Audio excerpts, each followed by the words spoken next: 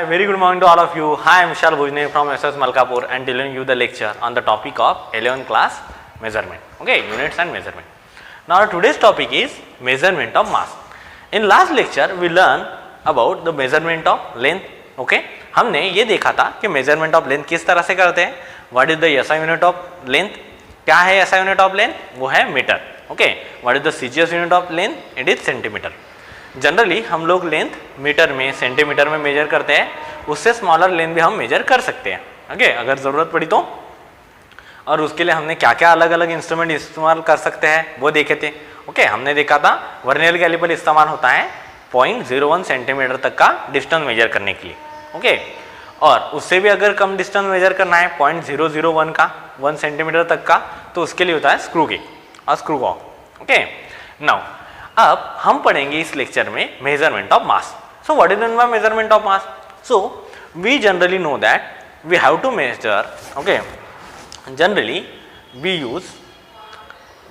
Use kilogram is the unit for mass. Okay, generally हम जो commonly available masses है वो मेजर करने के लिए, ओके, जैसे सब्जी हो गई, ओके, ग्रोसरी हो गई, शक्कर ले ली हमने, ओके, किराना दुकान से या कोई चीज़ ले ली, तो वो सारे जो मासेस है वो हम किलोग्राम में मेजर करते हैं.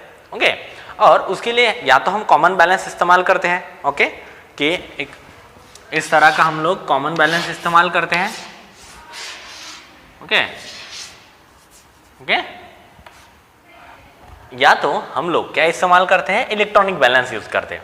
ओके, अब क्या है, जो भी हम तराजू इस्तेमाल करने वाले या कॉमन बैलेंस इस्तेमाल करने वाले for measurement of masses, like measurement of masses, like measure if you have to measure the 2 kilogram sugar, if you have to measure the sugar, okay, that is you want 2 kilogram sugar, so you can put sugar in, okay, common balance के एक side में हम लोग sugar रख देते हैं और दूसरे साइड में क्या करते हैं, यहाँ पर वेट बढ़ाते जाते हैं.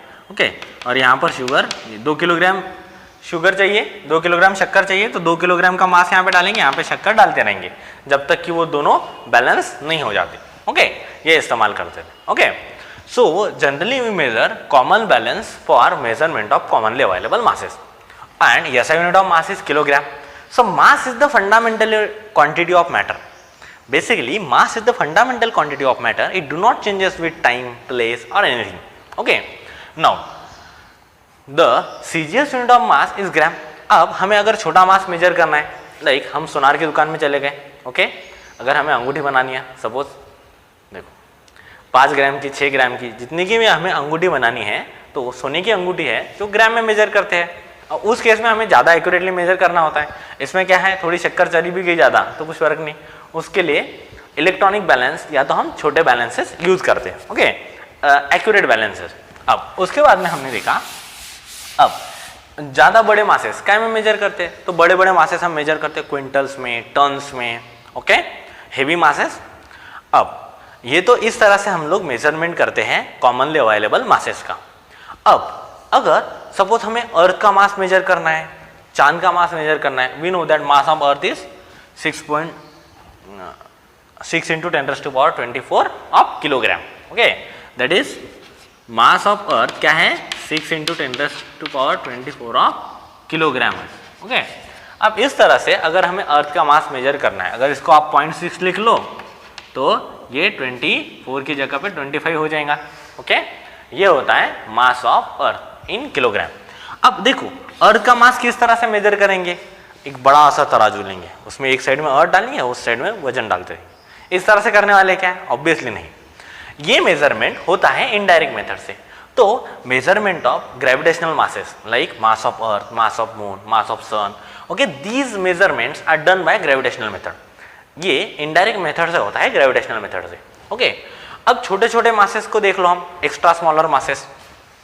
Okay, if you want to measure extra smaller like mass of hydrogen, mass of oxygen, okay, atomic sub atomic level के जो मासेस है वो जब अगर हमें मेजरमेंट करने हैं, कोई दवाई बनानी है, तो छोटे छोटे अमाउंट में, ओके, हमें क्या करना पड़ेगा, छोटे छोटे मासेस लेने पड़ेंगे, कैल्शियम के, मैग्नीशियम के, पोटेशियम के, जो दवाई के लिए आवश्यक कंटेंट है उनके.